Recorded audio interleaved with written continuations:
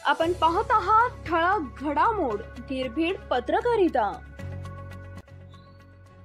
खासदार निलेश लंके अपात्र, निवडणूक निर्णय अधिकाऱ्यांनी अर्ज बाद केला। अहमदनगर जिल्हा कबड्डी असोसिएशनच्या भोंगळ कारभारामुळे असोसिएशनचे जिल्हाध्यक्ष खासदार निलेश लंकेसह दोघांना मतदानाच्या अधिकारापासून वंचित राहावं लागणार आहे।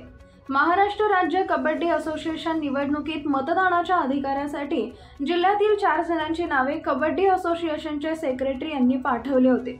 मात्र खासदार लंकेंसह दोघांचा अर्ज निवडणूक निर्णय अधिकाऱ्यांनी बाद केलाय। दरम्यान सेक्रेटरीच्या आडमुठेपणामुळे खासदार लंके यांना फटका बसला असून त्यांना आता मतदानापासून वंचित राहावं लागणार आहे। महाराष्ट्र राज्य कबड्डी असोसिएशनच्या निवडणुकीत नगर जिल्ह्यात कार्यकारिणीतील 4 जणांना मतदानाचा अधिकार आहे। जिल्हा सेक्रेटरी यांनी जिल्हा कार्यकारिणीतील खासदार निलेश लंके, सच्चिदानंद भोसले, सुधाकर सुंबे आणि महिलांमधून भारती पवार या 4 जणांची नावं असोसिएशनकडे मताधिकार मिळवण्यासाठी पाठवले होते।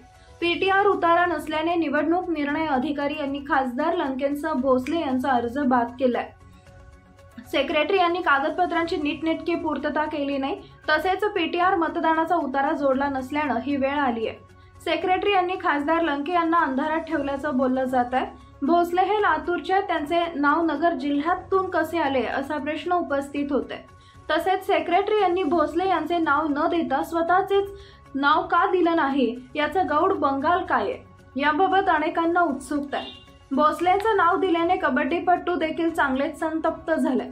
जिल्ह्याचा राज्यात कबड्डीमध्ये दबदबा असताना सेक्रेटरी यांनी जिल्ह्याच्या बाहेर असलेले भोसले यांचे नाव असोसिएशनकडे का पाठवले, त्यामागे नेमकं कोणतं कारण आहे याचा खुलासा, तसेच खासदार लंके यांचा अर्ज बाद का झाला याचा खुलासा करावा अशी मागणी कबड्डीच्या खेळाडूंची आहे।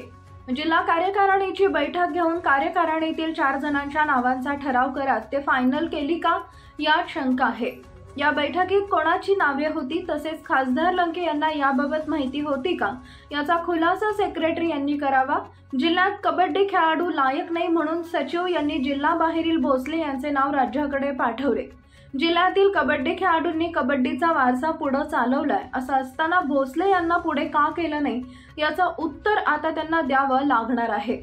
भोसले यांचा अर्ज बाद झाल्याने खासदार लंके यांचा अर्ज बाद झाल्याची चर्चा आहे। भोसले यांचे नावच नसते तर खासदार लंके यांचा अर्ज बाद झाला नसता अशी देखील चर्चा आहे।